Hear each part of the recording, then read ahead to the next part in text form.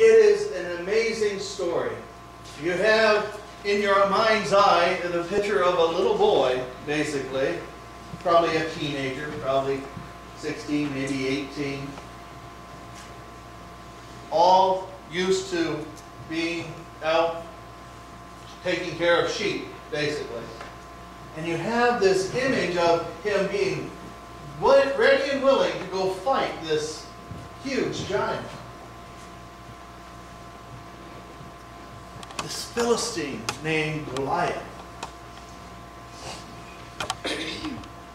What are the signs of leadership that David shows? What are the signs of leadership that David shows? And that's what I want to talk about today a little bit. David is a leader, one, because he looks at something that is before him that others are seeing as insurmountable. And he says, this is nothing for God. God can overcome. He sees the way clear. He trusts that God will give him whatever strength he needs to meet this battle. He does not listen to the taunts of the other side of the argument.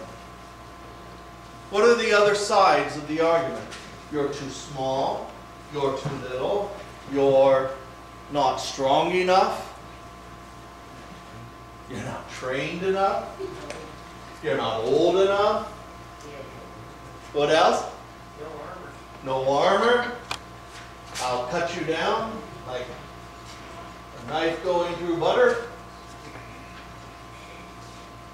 He doesn't listen to any of the naysayers. He doesn't even listen to his brother who tries to say, what in the world are you doing here? Did you just come to see the parade of battle? No, he just keeps on asking, who is it that I need to fight? Who is it that I need to go into battle for? Does he ever say what the others were saying? That the battle was Israel's? He never says it was Israel's battle. Whose battle was it? It was God's battle. Who was the Philistine army railing against? Was it Israel? Not in David's eyes. Not the way he heard it. The Philistines and that army was not against Israel. It was against his God. So it was a bigger picture that David was looking at.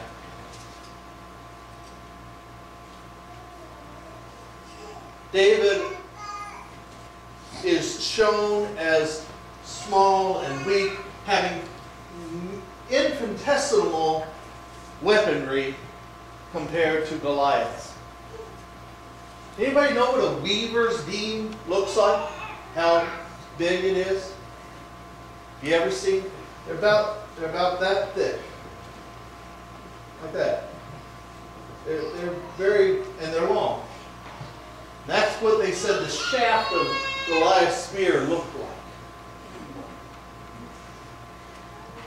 The beam itself, if thrown with enough heft at David, probably could have knocked him off his feet. The beam, in some cases, alone, a beam can crush a person, right? But David didn't worry about that. He knew that the battle was to be fought that day on the field. And that once Goliath was out of the way, that the rest of the army would be able to fight. It was a style of battle to send a champion out. You've seen it in some movies. One champion from the other side, their biggest and best, and the other champion. Kind of where you get some peaceful battles.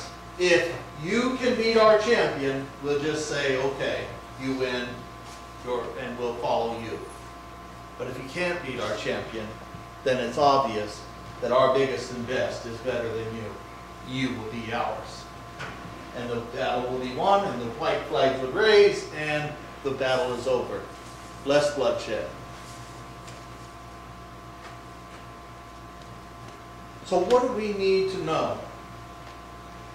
How do we need to know how to lead our lives? That's the wrong one. Let us lead our lives as David led his. Why did God like David? He liked him because he was a shepherd. He knew how to tend to sheep. He knew how to take care of the sheep. He knew that no matter what the tragedy or the thing that might come upon those sheep, that David would go and take care of them.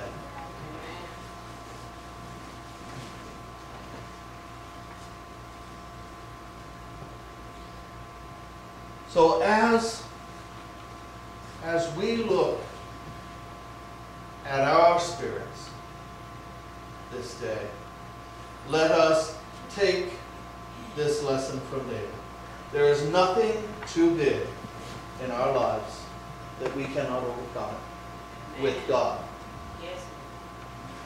There is nothing too dangerous that God will not lead us through.